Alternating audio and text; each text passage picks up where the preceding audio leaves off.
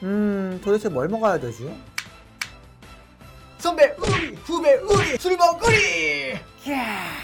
술탱이는 비타민 B1, B2, 나이아신, B6, 엽산, 비타민 C, 비타민 A 등 여러 영양소가 결핍될 수 있다고 하는데요. 이외에도 콜린이라는 영양물질도 있는데 술탱이 분들께서는 간탱이와 마탱이가 가가지고 콜린을 잘 못 만들어내는 경우도 있어요. 우리 스모커님도 소중하잖아요. 흡연자의 경우 비타민 C가 결핍될 수 있다는 데이터가 있으니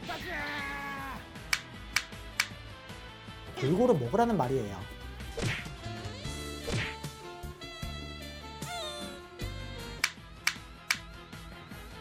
세상에 쉬운 게 없어요. 힘들어 죽겠어요.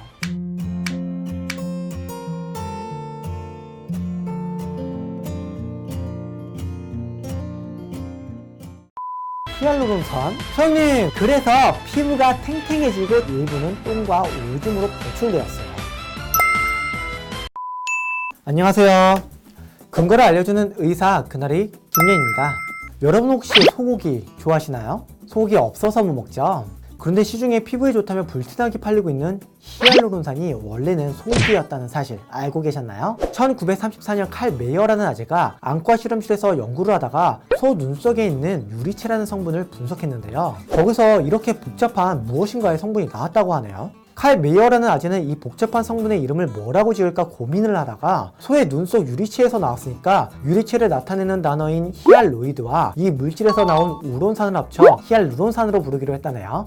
시간이 지나며 히알루론산이 여러 목적으로 사용되다가 최근에는 히알루론산이 피부 속에 존재하며 수분을 많이 함유할 수 있다는 이유로 히알루론산을 먹어서 몸으로 흡수시키면 피부 보습이 잘 된다고 광고되고 있는데요. 이제는 더 이상 우리 예쁜 송아지의 눈망울로 히알루론산을 만들지는 않지만 송아지 입장에서도 생체 실험 당한 아픈 과거를 가지고 있잖아요. 그래서 송아지의 눈망울이 피부를 촉촉하게 만들어준다는 이 무시무시한 괴담이 사실인지 알아보기 위해 오늘은 히알루론산 콜라겐 시리즈 3편 먹는 히알루론산 보습편입니다. 자, 그럼 송아지의 촉촉한 눈망울 속에 담긴 그 진실에 대해 함께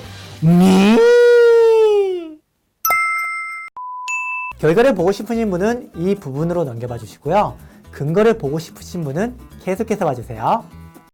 지난 시간에 말했다시피 사람의 피부는 표피, 진피, 그 아래 피하 조직들이 있는데요. 이 중 진피라는 층에는 콜라겐, 엘라스틴, 글리코사미노글리칸이라는 성분들이 있어요. 이 성분들은 진피의 세포 바깥 공간에 존재하며 피부 속 진피라는 층이 탱탱하도록 지지해줍니다. 특히 글리코사미노글리칸이라는 성분은 피부 속에서 수분을 많이 머금을 수 있는데요. 이 글리코사미노글리칸의 한 종류인 히알루론산은 자기 무게의 무려 1000배에 달하는 수분과 결합할 수 있는 능력이 있어서 피부 속에서 수분을 쫙 잡아줄 수가 있어요. 하지만 피부가 노화되면서 피부 속에 히알루론산이 계속 감소하게 되고 탱탱하던 진피가 힘을 잃어가는데요. 그래서 생각한 것이 히알루론산을 먹으면 줄어든 피부 속 히알루론산이 보충되지 않을까 하는 것이었어요. 이렇게 보충된 히알루론산이 수분을 잔뜩 머금어서 건조한 피부를 가지고 계신 분들의 피부를 잘 보습해 줄 수 있지 않을까 생각하는 것이었죠. 이러한 이유로 히알루론산을 먹으면 피부 보습에 좋다는 말이 널리 퍼지게 되었는데요. 실제로 한 번은 이런 일이 있었어요. 제가 예전에 참치를 먹으러 갔는데 참치 눈물주라는 것이 나오더라고요. 참치 눈물주? 저는 이 이름을 처음 듣고 참치가 눈물을 흘릴 리가 없으니까 그냥 참치 눈물만큼 귀한 것이구나 하고 먹었는데요. 고개를 돌려서 가게 옆을 보니까 참치 눈물주 효능, 정력에 좋고 피부에 좋음, 히알루론산 함유, 눈? 히알루론산? 설마 이거 사장님, 이거 참치 눈물주가 아니라 혹시 참치 눈탱이주 아니에요? 맞아요. 그거 정력에도 그렇게 좋고 피부에도 너무 좋아요. 아니 이게 무슨 피부 비조기과도 아니고 어떻게 정력에도 좋고 피부에도 좋을 수가 있죠? 참 이게 무슨 소리인가 했는데 일부 분들께서 이 현상에 대해 이렇게 말씀을 하시더라고요. 피부에 좋다는 거 먹어봤자 어차피 뱃속에서 소화 효소 때문에 다 분해돼서 피부까지 가지도 못해. 그런데 히알루론산은 뱃속에서 분해가 안 돼. 피부까지 있는 그대로 전달할 수 있는 거야. 그래서 피부가 탱탱해지고 촉촉해지는 거야. 뭔가 그럴듯하죠? 정말 그분들 말씀처럼 사람의 소화기관에서 나오는 소화효소는 거대한 히알루론산의 결합을 부셔서 작게 분해하기 어려워요. 그런데 뭔가 좀 이상하지 않나요? 아니 거대한 히알루론산 덩어리가 소화가 안 돼도 우리 몸속으로 쏙쏙 흡수가 되면 우리 몸에서 귀찮게 소화효소는 도대체 왜 만드는 것일까요? 어떤 음식이든 삼키기만 하면 소화를 안 시켜도 저절로 다 흡수가 될 텐데 말이죠. 사실 우리 몸은 이런 거대한 문제를 흡수하기 어려운데요. 이 때문에 탄수화물은 포도당과 같은 작은 당의 형태로, 단백질은 아미노산이나 D, 트리펩타이드 형태로, 지방은 지방산과 글리세롤로 작게 잘라줘야 해요. 예를 들어서 우리가 녹말을 먹으면 이 녹말이라는 덩어리는 너무 커서 흡수하기 어렵기 때문에 소화효소를 통해 녹말의 긴 연결고리들을 끊어줘야 돼요. 이렇게 녹말을 작게 자르다 보면 녹말을 이루는 작은 단위인 포도당이 되는데요. 이때가 되어야 영양분으로서 우리 장에서 흡수가 될 수 있는 것이죠. 녹말이 포도당으로 분해되어서 장에서 흡수되는 것과 마찬가지로 히알루론산도 우리의 몸에서 흡수되기 위해서는 히알루론산을 이루고 있는 기본 단위인 N-아세틸글루코사민과 글루코론산으로 작게 잘라줘야 하는데요. 하지만 사람의 소화효소는 녹말은 자를 수 있는 것에 비해 아쉽게도 히알루론산은 자를 수 없었어요. 물론 장내 미생물에 의해 분해되어 흡수될 수 있기는 하지만 사람의 소화효소로 히알루론산을 분해해서 흡수하기는 다소 어려운 면이 있어요. 그래서 히알루론산이 장내 미생물에 의해 일부 분해된 뒤 흡수된다는 의견과 먹어봤자 사람의 소화효소로는 거의 분해되지도 흡수되지도 못하고 똥으로 빠져나온다는 두 가지 의견이 있는데요. 어쨌든 먹는 히알루론산이 피부까지 가려면 일단은 흡수가 돼야 하기 때문에 분해되어 흡수되든 흡수되지 않고 배설되든 히알루론산의 온전한 형태로 피부까지 가기는 어려운 점이 있었던 것이죠. 이러한 점을 해결하기 위해 시중에는 흡수가 더 잘 된다는 저분자 올리고 히알루론산이라는 것도 나오는데요. 장내 미생물에 의해 분해되어 흡수되기에 보다 유리한 상태이기는 하지만 이것도 히알루론산이 온전한 형태로 피부까지 간다고 하기는 어려워요. 정리하면 먹는 히알루론산은 어떤 형태든 온전한 상태로 피부까지 가기는 다소 어렵다는 것입니다. 그런데 그분들께서 또 이 사실을 알게 되자 으휴 정말 짜증나게 왜 자꾸 반박하는 거야? 라며 굴하지 않고 논문을 가지고 오기 시작했습니다. 히알루론산에 방사선 동위원소라는 꼬리표를 붙인 다음에 쥐한테 먹여봤는데 쥐의 몸 여기저기서 방사선 동위원소가 검출됐다니까. 히알루론산이 아무리 커도 흡수가 돼서 피부까지 갔으니까 쥐의 몸에서 방사선 동위원소가 검출된 거 아니야? 라는 주장을 하는데요. 자, 그럼 그분들께서 말하는 논문에 뭐라고 쓰여있는지 보도록 할게요. 해당 실험에서는 히알루론산을 구성하고 있는 글루코로산 부분과 N-아세틸글루코사민 부분에 각각 우리가 추적할 수 있는 방사성 동위원소라는 꼬리표를 붙여놨어요. 이 꼬리표를 붙인 이유는 이 물질들이 어디로 가는지 쉽게 관찰하기 위해서예요. 이후 히알루론산을 쥐에게 주입한 뒤 꼬리표가 어디로 이동하는지 관찰했는데요. 그렇게 168시간이 지나자 꼬리표의 대부분은 호흡을 통해 빠져나갔고 일부는 똥과 오줌으로 배출되었어요. 이 말은 쥐의 몸으로 흡수된 히알루론산이 피부로 가기보다는 대부분 에너지원으로 사용되거나 배설된 것이에요. 이에 대해 그분들께서는 이렇게 이야기합니다.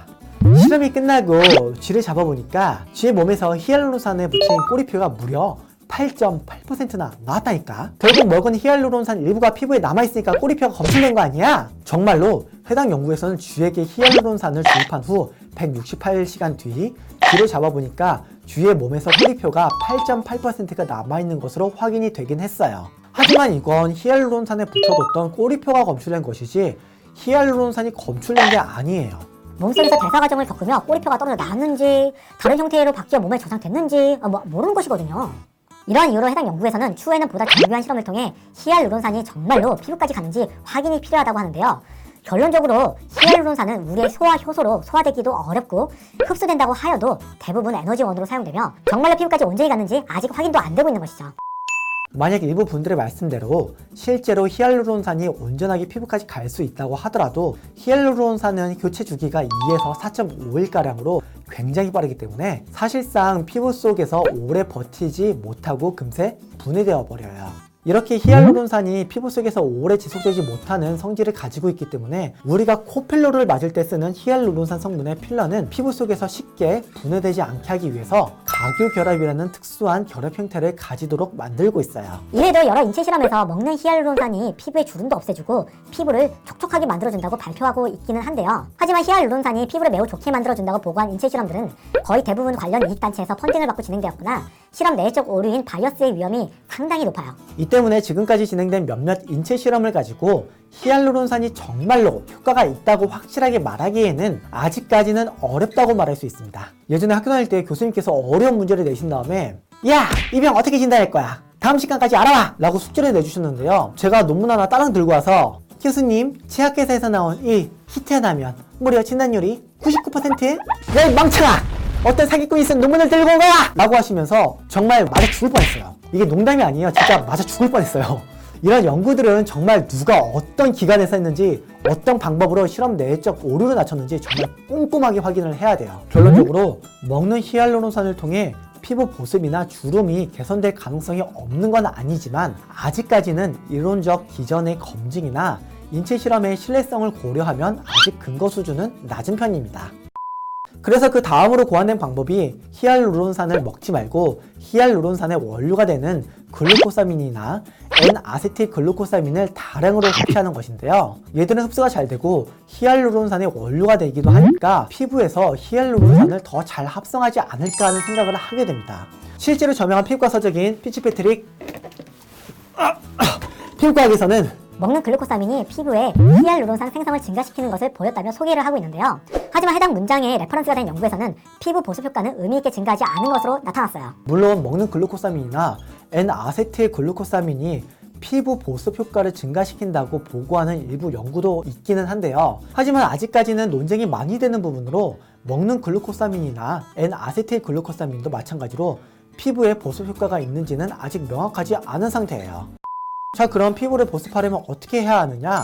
히알루론산을 먹는 것보다는 적절한 방법과 성분으로 세안을 하고 피부에 보습제를 바르는 방법을 추천드리는데요. 특히 피부가 많이 건조하신 분들은 거품이 많이 나고 뽀독뽀독하게 닦이는 세안제로 세안을 하면 피부의 기름 성분 보호막까지 사라져서 피부가 더 건조할 수 있어요. 이런 분들은 피부 장벽을 보호하기 위해 가급적 거품이 덜 나고 세안 후 약간 미끈거림이 남는 클렌저, 예를 들어서 오일이나 크림 타입, 밀크 타입의 클렌저가 선호되고요. 건조한 피부일수록 중성이나 약한 산성의 클렌저가 선호되니 참고 부탁드릴게요. 보습제에 대해서는 지난 히알루론산 화장품 편에서 자세히 설명해 두었으니 지난 편을 참고해주세요. 마지막으로 히알루론산을 어떻게든 피부 속으로 꼭 넣고 싶다고 하시면 바늘을 통해 피부 속으로 직접 넣는 방법이 있기는 해요. 이게 하이드로 리프팅, 우리가 흔히 말하는 물광주사라는 건데요. 주사 바늘로 여러 번 찔러야 해서 아프기도 하고 멍도 일주일 이상 가는 단점이 있어요. 하지만 히알루론산을 먹어서 피부에 보충하는 방법보다는 바늘로 주입하는 것이 훨씬 현실적인 방법이에요. 지금까지 지난 히알루론산 화장품에 이어 먹는 히알루론산도 알아봤는데요. 히알루론산을 먹을까 말까 고민하시던 분들께 도움이 되었길 바라겠습니다. 다음 편에서 먹는 콜라겐에 대해 알아볼 테니 다음 편도 기대해주세요. 그럼 이제 한판 정리 시작하겠습니다. 먹는 히알루론산이 피부로 간다는 것은 아직 근거가 부족하다. 글루코사민과 N아세틸글루코사민이 피부 속 히알루론산을 증가시켜 줄 수도 있으나 이로 인한 보습 효과는 아직 근거가 부족하다. 적절한 세안과 보습제가 먹는 히알루론산보다 피부 보습에 효과적이다. 특히 건조한 피부는 거품이 많이 나고 뽀독뽀독하게 닦이는 세안제보다는 피부 장벽을 보호하기 위해 오일, 크림, 밀크 타입 세안제, 중성 및 약산성 세안제가 선호된다. 오늘도 수고하셨습니다. 항상 여러분께 진실된 의학 지식을 전달하겠습니다. 여기까지 그날의 김윤이었습니다. 사실 먹는 히알루론산 편 할까 말까 제가 고민을 많이 했었는데요. 먹는 히알루론산에 대해 뭐 효과가 있는지, 또 효과가 있다면 만들어줄 수 있는지 저희 닥터 에비던스로 문의가 여러 번 들어오더라고요. 보니까 이너뷰티라고 먹어서 예뻐지게 만들어줄 수 있다는 광고들이 정말 많아서 이번에 먹는 히알루론산 편을 준비하게 됐네요. 하지만 아쉽게도 먹는 히알루론산의 근거가 아직 부족해서 저는 만들지 않을 예정이에요. 좀 아쉬운 분들도 많이 계시겠지만 앞으로 더 확실한 근거들이 쌓이면 그때 가서 더 근거 수준이 높은 성분들에 대해 소개해 드리도록 할게요. 제가 일하면서 영상 만드는 게 조금 벅차기는 하지만 앞으로도 힘을 내서 더 좋은 영상 만들 수 있도록 구독과 좋아요 부탁드리고요. 제 인스타그램과 저희 닥터 에비던스도 놀러와 주세요.